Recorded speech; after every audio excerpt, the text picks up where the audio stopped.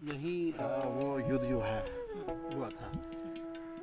कितने लोग और उनके साथ मारे गए थे कोई या संख्या नहीं है, कोई रिकॉर्ड उसमें नहीं है। वो बहुतायत की संख्या में लोग थे यहाँ पे, छोटे बच्चे बूढ़े सब। वंदना चिटेटे आपने बहुत सारी अच्छी जानकारी हमें दी और हमारी आगे चलकर जो आने वाली पीढ़ियाँ हैं उन्होंने इस स्मृति स्थल की यहाँ देखभाल रखनी चाहिए। यहाँ पर बिरसा और उनके संगी साथियों का जमावड़ा था। वो यहाँ पे रह कर के लड़ रहे थे। अंग्रेज़ों के पास तमाम जो हथियार थे, वो बंदूक, तोप, गोले सभी चीज़ों से लैस थे। लेकिन हमारे जो योद्धा थे, हमारे जो लड़ाकू थे, बिरसा आबा के जो साथी थे, वो सभी लोग यहाँ पर रह रहे थे और उनके पास मात्र जो हमारे आदिवासी हथियार होते हैं, परंपरागत जो हमारे औजार होते हैं, कृषि के औजार हथियार होते हैं, वो उनके पास थे। हंसुआ थे, ढेल फांस था, तीर धनुष था, टांगी कुल्हाड़ी ये सब था। और उससे उन लोगों ने उनकी लड़ाई, तो ये उनका जज्बा था कि वो गोली बारूद तोप से भी उन्होंने तीर धनुष से लड़ाई लड़ी। और जब वो लड़ रहे थे, अंग्रेज की सेना पहली बार तो हार रही थी, लेकिन उसके बाद जब उन्होंने देखा कि बिरसा की लड़ाई उनकी चल रही थी और परंपरागत हथियारों से उन्होंने तोप, गोले और गोलियों का सामना किया, तो ये दिखाता है कि जज्बा सबसे ज़रूरी होता है, वो किसी हथियार का मोहताज नहीं होता है। और इस लड़ाई में हमारे जो योद्धा थे, हमारे जो लड़ाकू संगी साथी थे, महिला थे, साहबा के साथ में महिलाएं लड़ रही थी, अपने छोटे छोटे बच्चों को लेकर के यहाँ पे लड़ रही थी, पुरुष थे, युवा साथी थे, छोटे बच्चे थे। उन्होंने परंपरागत हथियारों से उनका मुकाबला किया। और शुरुआत में अंग्रेज नीचे थे, वहाँ चूँकि उनको थोड़ी दिक्कतें होती थी अपने वो भारी भरकम हथियारों को लेकर के चलने की, तो उस वक्त हमारे जो लड़ाकू लोग थे वो भारी पड़े उन पे। लेकिन बाद के समय में उन्होंने सामने वाली पहाड़ी पे उन्होंने चढ़ाई की और वहाँ से लड़ना शुरू किया।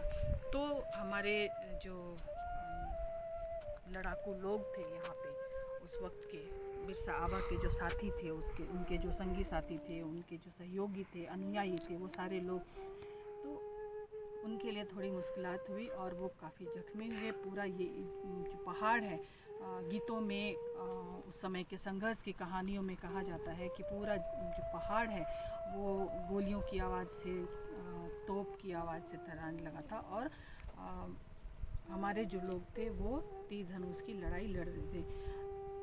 थोड़ी लड़ाई के बाद में काफ़ी सारे लोग घायल हुए, हताहत हुए, मारे गए।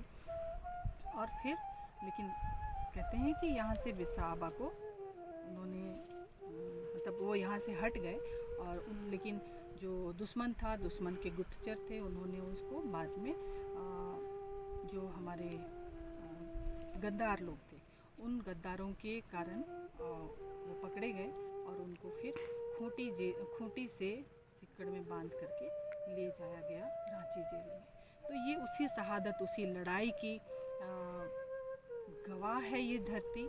और ये डोंबारी पहाड़ जो है हमारे लिए श्रद्धा का स्थल है, क्योंकि यहाँ हमारे लड़ाकू जुझारू पूर्वजों ने अपने जल जंगल ज़मीन की लड़ाई के लिए अपनी शहादतें दी, जिनका कहीं पे किसी भी इतिहास में नाम दर्ज नहीं है। किसी एक का नहीं, बल्कि सामूहिक रूप से उन्होंने बलिदान दिया, अपनी शहादत दी। और ये हम लोगों को एक सबक दिया कि हम एकजुट रहेंगे तो हम अपने से भारी, हमारे किसी भी कोने के आदिवासी लोग हैं जो अपने आदिवासी समाज के लिए काम कर रहे हैं या फिर जो नहीं भी कर रहे हैं, लेकिन वो धरती आबा के की बातों को समझते हैं, उनकी लड़ाइयों को समझते हैं और हमारे जो समुदाय हैं उनके संघर्ष को समझते हैं। वो उनके प्रति अपनी श्रद्धा दिखाने के लिए यहाँ पर आते हैं। और हर 9 जून को यहाँ पे एक बड़ा कार्यक्रम किया जाता है, क्योंकि 9 जून हमारे शहादत दिवस है उनका, बिरसा आबा का। तो यहाँ पे बहुत बड़ा एक कार्यक्रम होता है। सिर्फ यहाँ पे नहीं, चूँकि यहाँ तो बाद में ये हुआ जब ये स्मारक नहीं बनाया गया था, तब भी यहाँ पे लोग जो हमारे आदिवासी समुदाय के लोग हैं, अलग अलग, कोई केवल मुंडा समुदाय के लोग नहीं बल्कि तमाम आदिवासी समुदाय के लोग यहाँ पे आते थे और उनकी शहादत मनाते थे यहाँ पे और उनको याद करते थे। तो ये है इस जगह का इतिहास और हमारे पुरखों का इतिहास देता है और प्रेरणा देता है, और इसीलिए ये जगह जो है हमारे लिए बहुत महत्वपूर्ण है।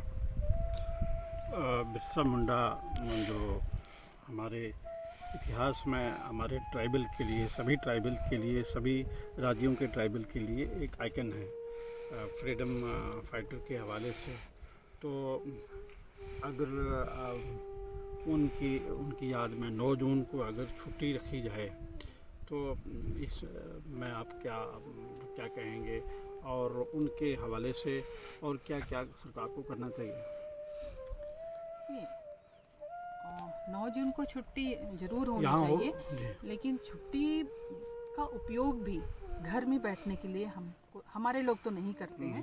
जो हमारे लोग सुविधाभोगी या इस तथाकथित व्यवस्था में समाहित हो गए हैं, वो उस छुट्टी का उपयोग करते हैं, कर सकते हैं। लेकिन हमारे जो लोग जानते हैं, अपने इतिहास को मजबूती से उस पर खड़ा होना चाहते हैं, वो यहाँ पर आते हैं। और जो यहाँ नहीं पहुँच पाते, वो अपने अपनी जगहों पे, चाहे वो गांव के स्तर पे हो, छोटे टोले के स्तर पे हो, या फिर पंचायत स्तर पे हो, मतलब जैसे निचले स्तर से पंचायत हो गया, ब्लॉक हो गया, जिला हो गया, राज्य स्तर पे, वो अपने अपने कार्यक्रम हर व्यक्ति उस समय करता है।